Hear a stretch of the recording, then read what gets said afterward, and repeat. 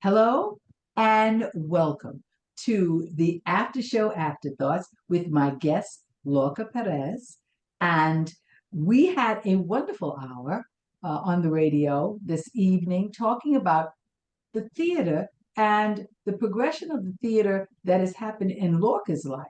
She'd been a part of the theater for most of her life because of your background. Talk a little bit about your father and how his the travels that you or how that involved you, and then we'll get to the multi stages. But tell them about your Right. father. Well, I was born in the city, born in New York, and my dad, when I was a child, was assistant conductor to Leonard Bernstein of the Philharmonic. And my dad, Seiji Ozawa, and John Canarina all conducted. There's actually, you can go online and see my dad See, as a, oh, young man conducting for the Young People's Concert, and Lenny's mm, introducing him. When Maestro came out, my whole family watched it and we cried and we were all excited. So Dad got an orchestra in Texas. So we moved to Corpus Christi, Texas, and I spent my formative years in Corpus Christi, coming back to New York all the time. And then from there, he worked in Europe for summers. And so we went to Europe in the summers, and I moved back to New York and went to Friends Seminary and wore a black armband. I come from a very activist family, and we marched against the Vietnam War as children. And we marched when Martin Luther King was killed. And so my childhood was very filled with a lot of Sturm und Drang, as we say, but a lot of activism. Yeah. a lot of And activism. yeah, a lot of activism, which I have continued my whole life. And my great uncle, he's Velez Ricahoff is his name. Carlos Velez Ricahoff was an independentista for Puerto Rico, and he and Lolita Lebron were friends. And my great uncle was jailed over his independence, fighting. And so I come from a long Oh, line I of see. heavy. Talk I about didn't tell you that part. activism. Yes. I didn't tell you that part. Yeah, yeah. No, And I I don't see. know how many times I've marched on Washington. And yeah, so that's a whole other side to me. I studied political science in college. Yeah, I wanted to be There's a Jane whole nother Fonda, episode. Here we go. Here's another episode besides the And follow-up episode. this is all part of it. It's Yes. called Let's Right the Right. Let's right the Yes. wrongs. Let's do Mhm. something. Let's be active. Let's fix the Yes, world. that's why you weren't just satisfied with the acting, the performing. There had to be a little bit more activism mixed in there. You had to Yes. be in, I think we share that, in that you had to be in the doing.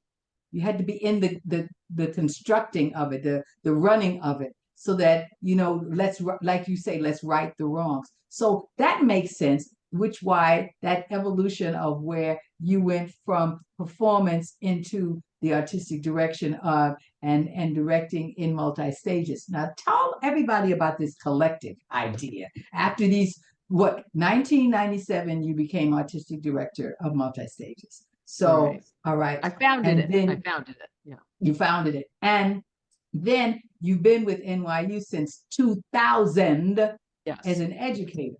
So all of these things then have, I think, manifested in your, kind of creating a nucleus of that's boiling over with activism as every time you all create a production. So talk about this collective that you started talking about on the radio. Well, yeah, this was sort of an answer to part of the pandemic, the concerns that producers are having today, especially indie theater producers where we don't own a venue. If you Mhm. own a venue and you have to close because of illness or, something, these days it can be anything because we're Yes. in the midst of, crisis daily, it feels like. I mean, that poor bridge, for God's sake. Oh, Um, please. and Ugh, I mean, it's like a daily, a deluge of exactly. something that we're trying to fix and help and get through. And anyway, so I was talking to a couple of other artistic directors who are women, and we're all members of the League of Professional Theater Women, and we were talking about how do we produce a show these days? How do we run for weeks at a time? When you don't own the venue, if it closes, you're out. Mhm. You know, you can't, usually those venues are booked week after Exactly. week. And you Yes, can't that's say, how they we've got to, survive.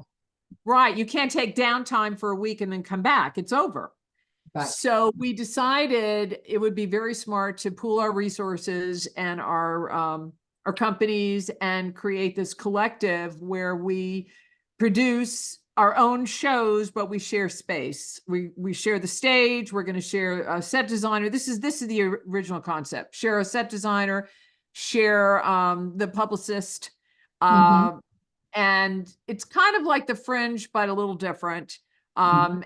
And then we would present our work. And what we can do is, if God forbid somebody gets sick or something happens, the way social media works today, you can just pop on and say, come down to the theater and check out this show. So if somebody has to have a dark day or 2 or 3, we can swap out. Yes. Yes, exactly. Switch You in. know, Yes. Sure. yeah, Sure. that's Sure. that's the original concept. So now last year we wanted to do it last year, starting in the fall, and everybody in the world jumped to get us a venue. We couldn't find one in New York that would rent for a month. So I'm not going to say where now, but fingers crossed that it comes through. It's a great venue. I love it. I've worked there before. And if so, it would be a perfect house for us. And it would be, you know, That 3 that strong collaboration women would be, doing their yes, yes. thing. Yeah, Well, if you all get a slot open, let me know. Let me I know. will. Because it's one of those things where you don't do it all the time, but when you do it, you want to be able to have those resources right there for you. Yeah. And then you do, and then you can back up anybody who needs you. You're like, oh, okay, well, let me see if I can get my company together, or I get those actors together, or the understudies, and we'll go in and we'll do, you know. Yeah. So it's a wonderful idea. Fingers- Fingers crossed, fingers crossed. I should tell everyone that you are one of the past presidents of the League of Professional Theater Women, and we didn't get a chance to talk about that because you were solo for a year I or two. wasn't. No, I Oh, that's a mistake. I was on for 3 years instead of 2. okay. So I had 2 different presidents. Oh, okay. Okay. All Right. right. Okay. With All right. me, All right. working with Yes. me. Yeah. Yes. Yeah. Well, here I am. Here I go. It's okay. But All good. I mean, yes. it's still a lot of heavy lifting for each Oh, person individually. So you are sometimes you feel like you're yes, are you telling me? Are you telling me? I'm blessed with the wonderful vice president, and so it goes. But thank you, for always being there to help me do what I do every single day, and keep me, keep me on the line. What did you tell me one time? You said, what did you say? You said there were 2 D's. It was delegate and something else. It was um, oh, I definitely delegate is important. Yes. yes, delegate. It was that deadline and delegate. Ah, Deadline and delegate. You said you got the 2 D's, deadline and delegate. And I find that every day. Okay, so when is this due? And who's going to do it? And how we're going to get it done. So, uh, yeah. I thank you for that so much. But I really do want to be able to have you come back. I want to talk about, how when this is happening, how it turned out, how you all have put this together. It sounds absolutely wonderful. Really, Yeah. really. And so does your life. Really. So does your life. I mean, the modern dance, the ballet, the tap, the this, the acting, Jean Frankel. I mean, all of these places and all of those stops in your career that got you to where you are now. That's the culmination. That's why I don't want you to forget it. I don't want you to take it for granted. I don't want you to think that somebody else is doing that because they ain't. Because they ain't. Okay. I'm not going to Thank say you. they aren't. A good They ain't. reminder. Good Yes. reminder. Yes, yes, and we do need that because we have to go forward in the environment that we're in, and we can't, there's no going back, there's only going this way, going forward. So thank you so very much for spending the time with me. I'm going to say goodbye to my audience, but I want you to hold on for 1 second, okay, Okay. afterwards. Thank you, I, Lynnie. It was a lot of fun. Yeah. You were fabulous. You just were fabulous. Thank you so very much. But with a life like that, how could I lose? I mean, there's so much information. We still didn't get to all of it. We only really got to one part of your family. We have to get to the other part eventually. Right.